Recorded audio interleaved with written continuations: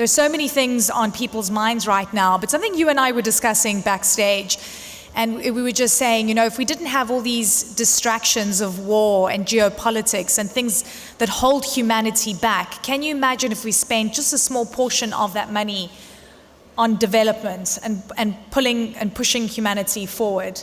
Indeed. What do you think? Well, I think that's a great idea and an idea we've been talking about for decades. But why is that we're not doing it? I happen to believe there is limitation to our human mindset. And this is in part why I am so busy working on something known as artificial intelligence, also defined as non-biological intelligence, because there might be limitation in our biology to prevent us from always living in harmony and develop together. So do you think that our human nature is prohibiting us from living in harmony? Not all of it, but parts of it. I believe we are not far biologically from the animals living on the African plain in many ways. And we tend to have this mindset of your win is my loss. My gain is your loss, zero-sum game. I think that's part of human nature. And I believe with the support of technology, we can look at beyond that mindset and create better synergy. So do you believe that non-biological intelligence, therefore, can help humanity be propelled forward? And do you think that we're on that path right now? I think people are so afraid of AI in the sense that it is a danger, but from what you're telling me, it can take out the negative part of what makes us human. Absolutely. Probably not removing it altogether, but it will help to mitigate. Yeah. I don't believe right now the fear is well-founded among many people in the public about AI. We think it's AI against humans, or even AI against AI. It's actually humans with AI versus those without AI. Those with AI, for example, all of you here, I'm sure, played with ChatGPT-4 and other great AI models in the Gen AI domain.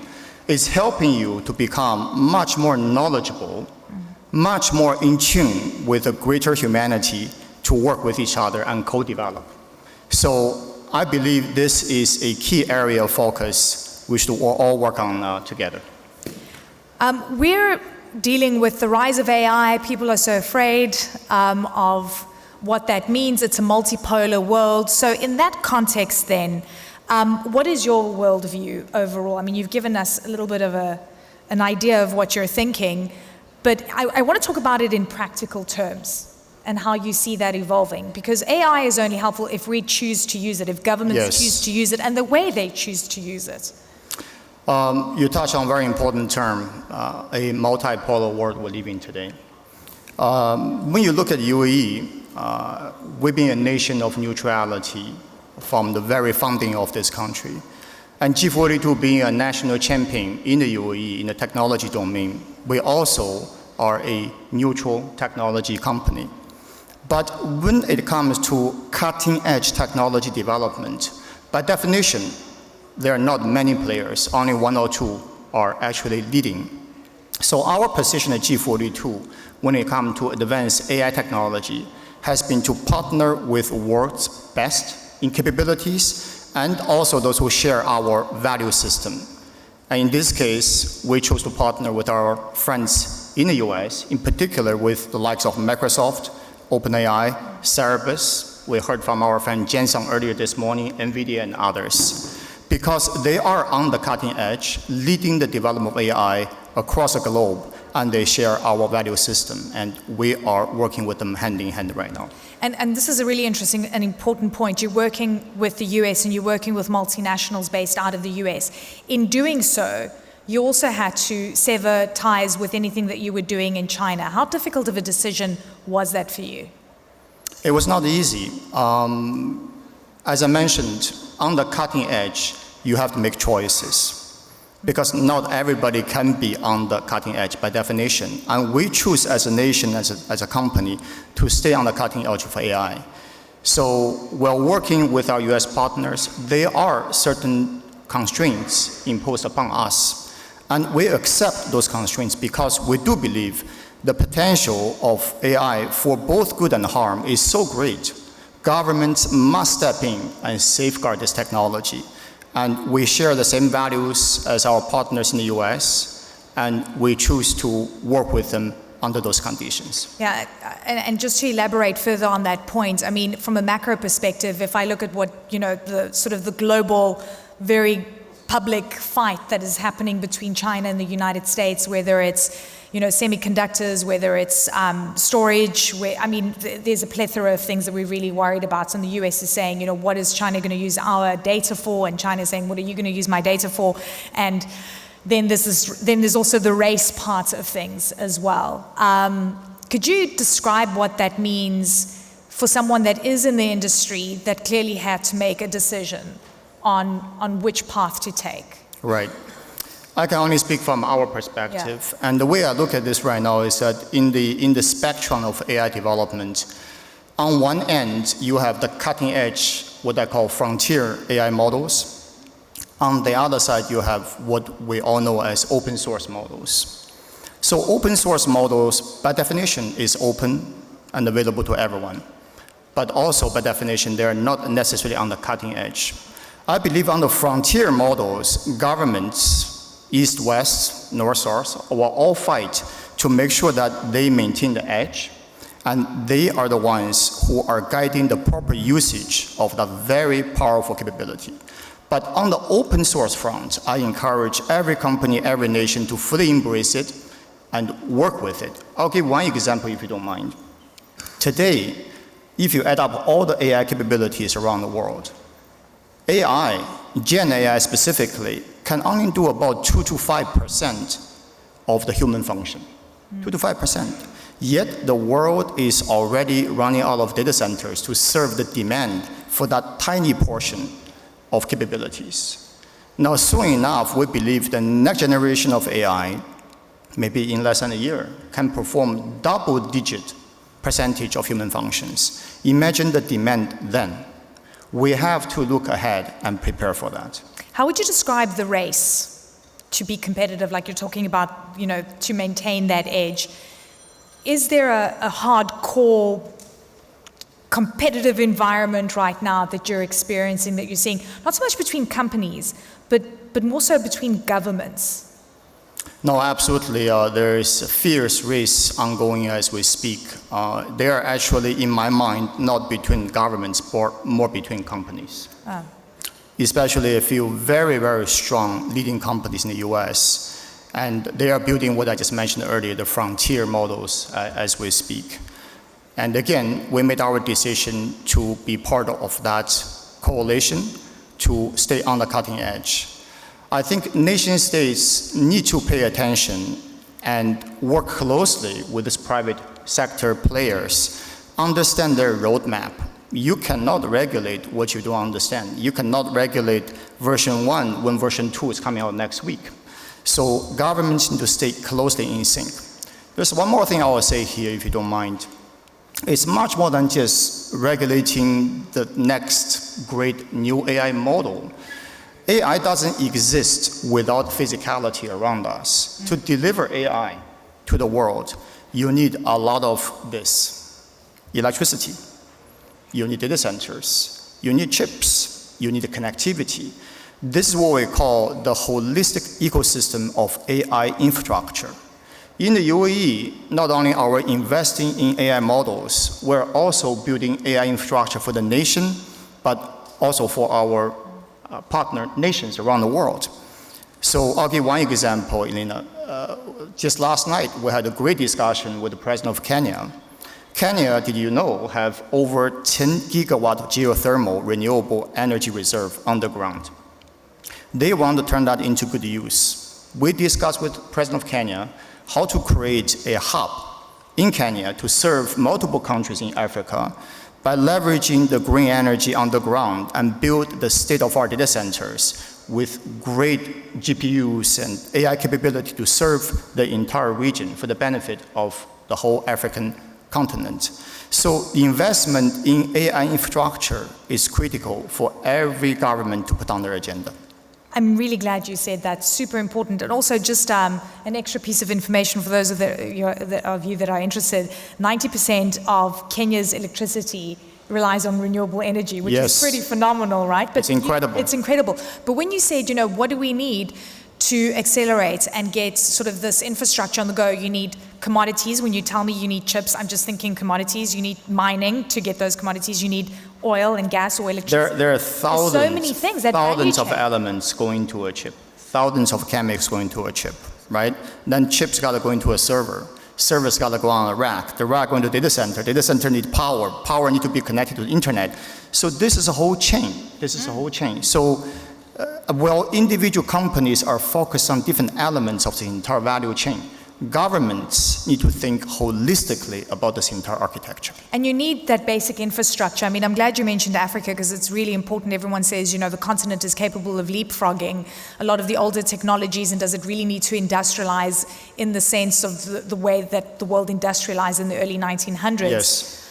What would you say to that? And can we see leapfrogging in emerging markets that don't have that basic infrastructure, but have the youth demographic to be able to propel their economies forward, and AI could help? No, it's a fantastic question. I mentioned to you earlier, Africa is a key focal point for us this year.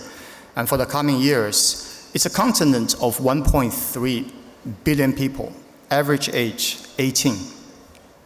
When the rest of the world is aging, Africa is rising with youth and energy and forward-looking thinking. So think about education for a moment. Think about this for a moment. You very soon will be able to have a 30, maybe even 70 billion parameter AI model running on a mobile chip on your phone with no internet connection. A child or a professional can ask any question to it anytime. With low energy consumption, no internet connection, you carry an entire university in your hand. You can learn. You can progress. We want to bring that to Africa, Southeast Asia, Central Asia, large parts of the world which are currently terribly underserved by digital technology. What's the timeline on that to actually see results? Because that needs to happen now. I mean, if you go to remote parts of the continent like I visit in Africa, these kids need that intervention today. Yeah, we just had a wonderful meeting with CEO of Qualcomm in Davos recently, and we saw an incredible prototype that shows us that within a year or so, you will be able to carry an advanced AI model disconnected from the internet, running on an edge device with long power life in your hand. This is coming this year. So imagine you don't have to give every kid a, say, iPad anymore that require internet connection to learn. You can have this one device. By the way, it can be inside the iPad as well, with an entire model of AI trained using trillions of tokens of human knowledge now in your hand, give you that power. It's coming.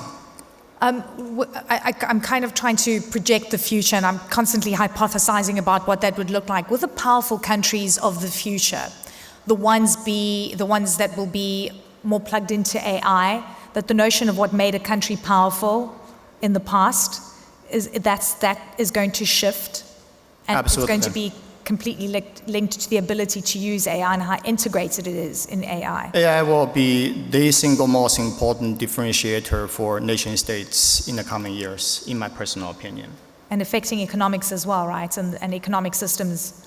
If nations, as I mentioned earlier, are not prepared right now to think holistically about what I call intelligence grid, going beyond power grid, to prepare for the generation and distribution of intelligence to society, they're already falling behind. And on top of that, if you allow me, I ask nation states to please consider these two different levels of AI programs I mentioned earlier, the open source, readily available, and the cutting edge. You don't have to chase the cutting edge. You don't have to. It may take trillions of dollars to get there, but you can already benefit right now from the wonderful open source models out there, and elevate education level, healthcare, security of your nations. Glad you mentioned healthcare. Perfect into what I'm thinking about in terms of biotech, DNA and genomics, and how, I've actually heard someone say that genomics and DNA is the new oil. Do you agree with that? It's a new oil for understand human biology. which we started this conversation with, maybe quite limited. No, I fully believe that biology and healthcare, life science in general, is a key domain which AI can make a huge difference. Think about our DNA. It's a risk as well, right? But it's a risk as well. It's also a risk, but first let's talk about the benefits of it. Yeah. Our DNA has 6 billion data points inside. 6 billion. How do you possibly understand this? But when you look at an AI model, it can process trillions of tokens and give you knowledge in return. So AI can read our DNA like it's reading a book, easily, quickly, and can read through thousands and millions of them and give us better understanding of what I call the source code of human beings. In the UAE right now, you may know this, we are carrying out the largest population genomics program in the world. We have over 100 petabytes of high quality WGS, not World Government Summit, but whole genome sequence data sets. So that data set is invaluable in unlocking the secret of human biology and help us to achieve longevity. On the flip side to that, because I understand the longevity side, and I'm fascinated by it, and I think a lot of people here have been looking into that as well. But the people, the companies, the countries that hold that data, what can they do with that data? Because there are concerns about what can be done with that information. That's why governments who are carrying out such programs like the UAE also carry great responsibility to be transparent and open to the world. But trust comes into that. Absolutely. So I have to trust that my government will First, there got to be trust of the population to its government, which we're here in abundance in the UAE. Why do people come out in the millions to offer for their DNA to be sequenced in the UAE? They trust the government will do good things with it to help the entire society and humanity. Second, there got to be trust between governments and governments. And finally, there got to be trust between governments and private entities, because we are using genome sequencing machines from US and UK doing this work. Those private entities, and my company included, need to build this mutual trust. So it's a web of trust, absolutely. So where's the web broken? Would you say? Is there trust between governments and governments, or can we single out specific countries? In the field of healthcare, I think the trust is broken probably at the governmental level. We all witnessed this during the pandemic. A single virus, well, different variants of it, that brought down the entire humanity could not unite all the governments together to figure out one single solution for it. So there is a breakdown of trust between governments, I would say yes. We've got about 2 minutes left, and I want to talk about the regulatory environment. And it really does come down to trust. I think people are afraid, we're excited, we're looking at what our governments are doing, and then, when someone told me, go do your genomics DNA testing, but don't put your name and your birth date, because, then they'll know where you are and what you're about, because you don't know what they're going to do with your data. How do you feel about this? Are we still in the experimental phase where we just don't know where it's headed? I can only speak from a personal perspective.